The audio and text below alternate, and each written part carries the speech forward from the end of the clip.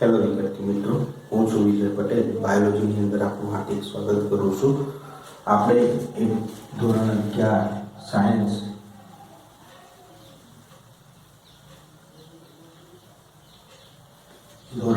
Science પ્રકરણ number 5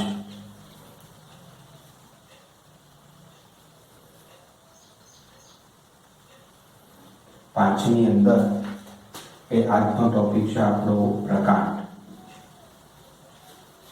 પ્રકાંડ એ કેવી રચના દર્શાવે છે? એવી તો કઈ લાક્ષણિકતા છે કે જે મૂળથી પ્રકાંડને અલગ કરે છે.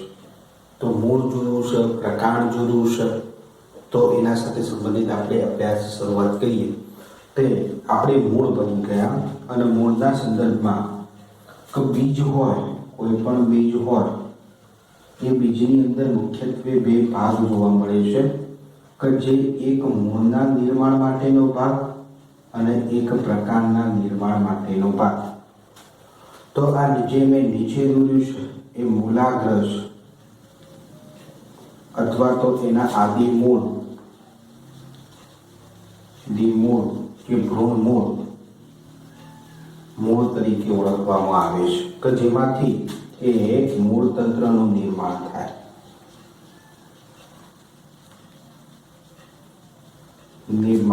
છે અને આ ઉપરનો તમને જે ભાગ જોવા મળે છે, તો આ ઉપરનો જે ભાગ છે જેને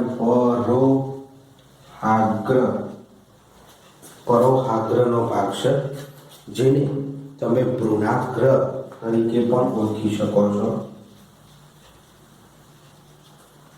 ભ્રૂણાગ્ર તરીકે ઓળખી શકો છો કે જેમાંથી એ કોનું નિર્માણ થાય છે? પ્રકાંડનું એ નિર્માણ થતું હોય છે. તો વનસ્પતિના બીજમાંથી જ એ મૂળ તંત્ર અને પ્રકાંડના નિર્માણની શાખાઓ અથવા તો એના ભાગો એ અલગ અલગ હોય છે. પરોહાગ્ર અથવા તો મૂલાગ્ર ભ્રૂણાગ્રમાંથી એ ઉપરની તરફ ઉધ્વગામી રીતે જમીનની ઉપરની તરફ એ પ્રકાંડનું નિર્માણ થતું હોય અને મૂલાગ્રમાંથી જમીનની અંદરની તરફ એટલે કે અધોગામી રીતે મૂળ તંત્રનું નિર્માણ થતું હોય છે. તો આ હતી પ્રકાંડના નિર્માણની વાત. હવે આપણને ખબર પડી ગઈ છે કે પ્રકાંડ ક્યાં જોવા મળે છે? તો પ્રકાંડ એ જમીનની ઉપરની તરફ હવાઈ ભાગની અંદર જોવા મળે છે. ઉધ્વગામી ભાગ, જમીનથી ઉધ્વગામી ભાગ તરફ એ જોવા મળે છે, ઉપરની તરફ. તો હવે આ પ્રકાંડ ઉપરની તરફ જોવા મળે છે, તો એની લાક્ષણિકતાઓ કઈ છે? તો એના અનુસંધાનમાં આપણે વાતચીત કરીએ તો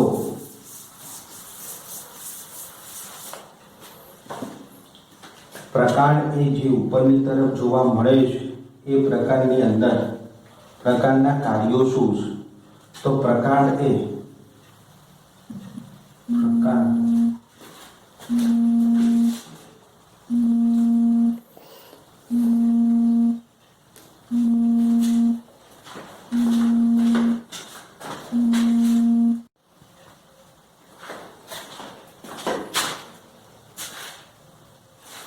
આપણે પ્રકાંડની વાત કરતા હતા કે પ્રકાંડ એ વનસ્પતિનો ઉધ્વગામી એ ભાગ છે. તો પ્રકાંડ એ નવી શાખાઓ,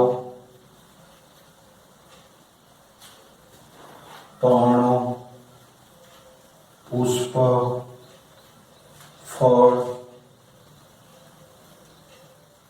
નો ફેલાવો અથવા તો પ્રસાર કરવાનું, પહોળું કરવાનું. જેમ જેમ શાખાઓ મોટી થતી જાય એમ એમ એના ઉપર પર્ણોની સંખ્યા વધતી જાય, પર્ણો ઉપર પુષ્પની સંખ્યા વધતી જાય અને પુષ્પ હોય ત્યાં આગળ ફળ. તો એક પહોળી રચના એ ઉત્પન્ન કરવાનું કાર્ય એ પ્રકાંડ દ્વારા થતું જોવા મળે છે. પ્રકાંડ તદુપરાંત પ્રકાંડ એ પ્રકાંડ પર જે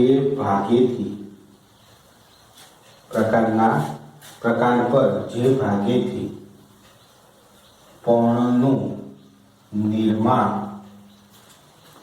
થાય છે તેને ગોઠ તરીકે ઓળખાઈશ. એટલે કે આ રીતે પ્રકાંડ હોય અને પ્રકાંડનો આ જો ગોઠવાળો વિસ્તાર હોય ને અહીંયાથી એ પર્ણનું ડેવલપિંગ થતું હોય, પર્ણનું નિર્માણ થતું હોય તો આ ભાગને ગોઠવાળો ભાગ કહેવામાં આવે. એવી જ રીતે અહીંયા બીજી ગોઠ હોય તો અહીંયાથી બીજું પર્ણનું નિર્માણ થતું હોય, બરોબર. તો ગોઠવાળો વિસ્તારમાંથી એ શું નીકળે છે? પર્ણનું નિર્માણ થતું જોવા મળે છે. તદુપરાંત એ બે ગોઠો વચ્ચેના અંતરને પ્રકારના આંતર ગોઠ તરીકે પણ ઓળખવામાં આવે છે. તો ગોઠવાળો વિસ્તાર છે અને બે ગોઠો વચ્ચેના વિસ્તારને આંતર ગોઠ તરીકે ઓળખવામાં આવતો હોય છે. તો એ સેન્ટેન્સ લખીએ કે બે ગોઠો વચ્ચેના અંતરને બે ગોઠો વચ્ચેના અંતરને આંતરગોઠ તરીકે ઓળખવામાં આવે છે. એટલે પ્રકાંડ ગોઠ અને આંતરગોઠ દર્શાવતું જોવા મળતું હોય છે. પ્રકાંડ એ ગોઠ અને આંતરગોઠ એ દર્શાવતું જોવા મળતું હોય છે. તદુપરાંત કોઈ પણ પ્રકાંડ હોય, કોઈ પણ વનસ્પતિ હોય તો એનું પ્રકાંડ હોય તો પ્રકાંડની અંદર સૌથી ઉપરનો ભાગ જોવા મળે. પ્રકાંડની કોઈ શાખા હોય તો શાખા નીકળતી હોય તો એ શાખાનો ઉપરનો ભાગ હોય. દાખલા તરીકે ગોઠવાળો વિસ્તાર છે, ગોઠવાળો વિસ્તાર છે. આ ગોઠવાળા વિસ્તારમાંથી એ આ પર્ણનું ડેવલપિંગ થયેલું છે, બરોબર. તો આ પ્રકાંડ અને પર્ણ વચ્ચે જે પણ કાટકોણ રચાય છે એ કાટકોણ વાળા ભાગે એક કક્ષ કલિકા પ્રેઝન્ટ હોય છે અને આ કક્ષ કલિકા ખરી એ વર્ધનશીલ પ્રદેશ તરીકે ઓળખાય છે. વર્ધનશીલ ગમે ત્યારે એ કક્ષ કલિકામાંથી નવી શાખાનું નિર્માણ થઈ શકે, નવા પુષ્પોનું નિર્માણ થઈ શકે છે, બરોબર. નવા મૂળતંત્રનું પણ નિર્માણ થઈ શકે છે, નવા પર્ણો પણ નિર્માણ પામી શકે છે. તો કક્ષકલિકા વર્ધનશીલ પેશી સ્વરૂપે હોય છે, જેને કક્ષીય વર્ધનશીલ પેશી કહેવાય. શું કહેવાય? કક્ષીય વર્ધનશીલ પેશી તરીકે ઓળખાય. તો પ્રકારની અંદર એ કક્ષકલિકા એ કક્ષીય વર્ધનશીલ પેશી સ્વરૂપે છે અને પ્રકારની સૌથી અગ્રભાગે આમાંથી કક્ષકલિકામાંથી જો શાખાનું નિર્માણ થાય તો શાખાના અગ્રભાગે એ અગ્રીય વર્ધનશીલ પેશી ગોઠવાયેલી હોય. અગ્રીય વર્ધનશીલ પેશી ગોઠવાયેલી હોય છે. આ કક્ષીય વર્ધનશીલ પેશી, અગ્રીય વર્ધનશીલ પેશી, અગ્રીય વર્ધનશીલ પેશીના કારણે પ્રકાંડની લંબાઈમાં વધારો થતો જોવા મળે છે. જ્યારે કક્ષીય વર્ધનશીલ પેશી વનસ્પતિના જુદા જુદા ભાગોના એ નિર્માણ માટે વપરાતી જોવા મળતી હોય છે. તો પ્રકાંડ એ અગ્રીય વર્ધનશીલ પેશી અને કક્ષીય વર્ધનશીલ પેશી એ દર્શાવતો જોવા મળે છે. તો લખીએ આપણે પ્રકાંડ એ અગ્રીય વર્ધનશીલ પેશી અને કક્ષીય વર્ધનશીલ પેશી દર્શાવતો જોવા મળે છે, બરોબર. તદુપરાંત થોડુંક આગળ એ આપણે જોવાનો પ્રયત્ન કરીએ તો પ્રકાંડ જેમ જેમ વનસ્પતિ મોટી થતી જાય છે, જેમ જેમ વનસ્પતિ એ મોટી થતી જાય છે તેમ તેમ એ પ્રકાંડની એ થિકનેસ, એની જાડાઈમાં પણ વધારો થતો જાય છે. શરૂઆતમાં વનસ્પતિ જ્યારે ઉગડશે, ત્યારે વનસ્પતિનું પ્રકાંડ એ લીલા રંગનું જોવા મળે છે. અને જેમ જેમ વનસ્પતિ મોટી થતી જતી જાય છે, તેમ જ્યારે શરૂઆતમાં પ્રકાંડ હોય લીલા રંગનું હોય અને નબળું જોવા મળે છે. જેમ વાળો એમ વળી શકે છે. તો એના અનુસંધાનમાં જેમ વનસ્પતિ મોટી થતી જાય એમ વનસ્પતિનું પ્રકાંડ એ કાષ્ઠમય બનતું હોય છે. બધી વનસ્પતિઓમાં લાગુ નથી પડતું, પણ મોસ્ટ ઓફલી વનસ્પતિઓમાં, આવૃતવિદારી વનસ્પતિઓમાં એ આ વસ્તુ જોવા મળતી હોય છે. આવૃત અનાવૃતવિદારી વનસ્પતિઓના સંદર્ભમાં વેલાવર્તી વનસ્પતિઓ હોય એની અંદર આ વસ્તુ એ લાગુ પડતી નથી, અમુકની અંદર લાગુ પડી શકે છે. તો પ્રકાંડ એ શરૂઆતની અંદર લીલા રંગનું હોય, પ્રકાશ સંશ્લેષી હોય છે. પછી ધીમે ધીમે એ આગળ વધે છે, જેમ વૃદ્ધિને વિકાસ કરે છે એમ પ્રકાંડ એ કાષ્ઠમય બનતું હોય છે, કઠણ બનતું હોય છે. અને જેમ જેમ આ એ વૃદ્ધિને વિકાસ કરતું જાય એમ પ્રકાંડની જાડાઈમાં પણ વધતું જતું હોય છે અને એ કથ્થાઈ રંગ સ્વરૂપ ધારણ કરે છે અને કઠણ બને છે. તો પ્રકાંડ એ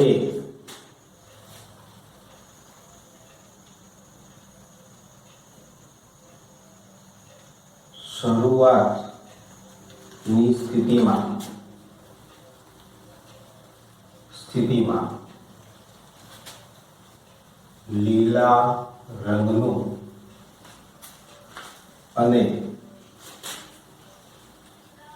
પ્રકાશ સંશ્લેષી જોવા મળે છે. અને જેમ જેમ પ્રકાંડ વૃદ્ધિ અને વિકાસ કરતું જાય તેમ તેમ તે કાષ્ઠીય અને કથ્થાઈ રંગનું એ જોવા મળે છે. આ એવું એક સેન્ટેન્સ થયું એના કાર્યોના સંદર્ભમાં, એની રચનાના સંદર્ભમાં. હવે આપણે જોઈએ કે પ્રકાંડનું કાર્યક્ષેત્ર શું છે, પ્રકાંડ શું કાર્ય કરી શકે છે. તો આની અંદર અમુક કાર્યો પણ આવી ગયા કે પ્રકાંડ એ કાર્યોના સંદર્ભમાં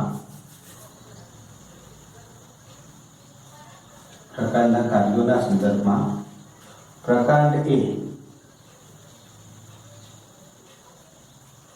વનસ્પતિનો ઉદ્ધવગામી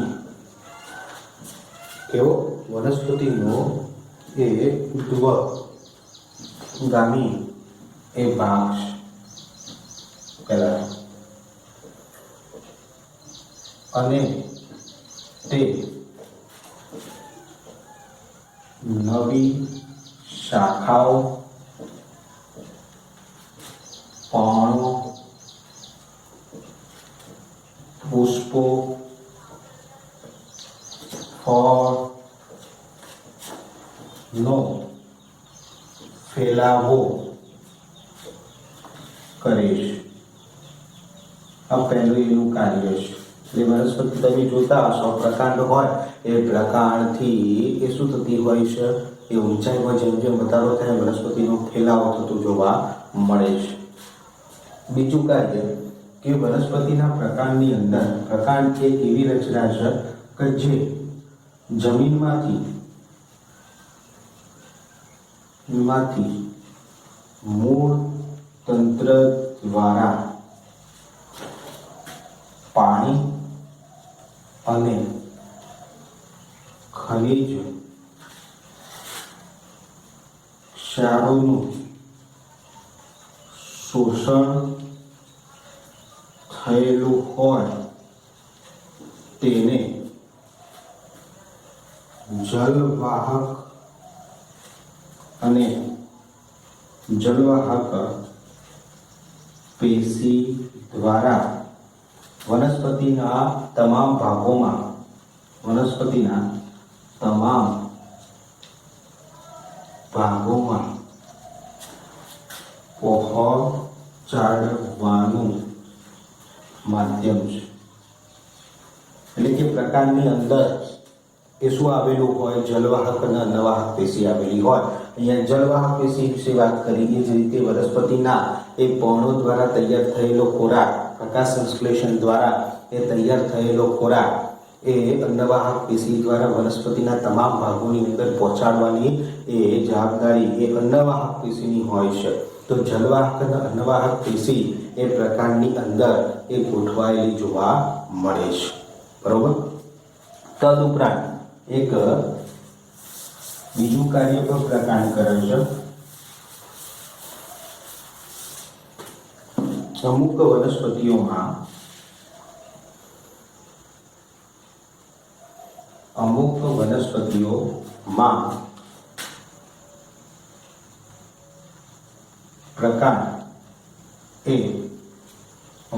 વનસ્પતિઓમાં પ્રકાંડ એ ખોરાક સંગ્રહ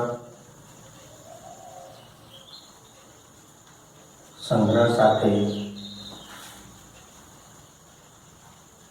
આધાર સાથે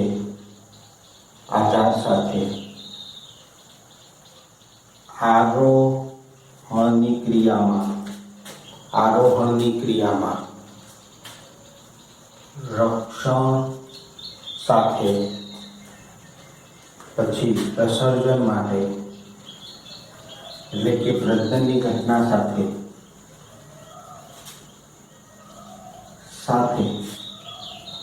સંકળાયેલું જોવા મળે છે. આ પ્રકારનું કાર્ય છે. પણ આ પ્રકારના કેવા કાર્યો કહેવાય?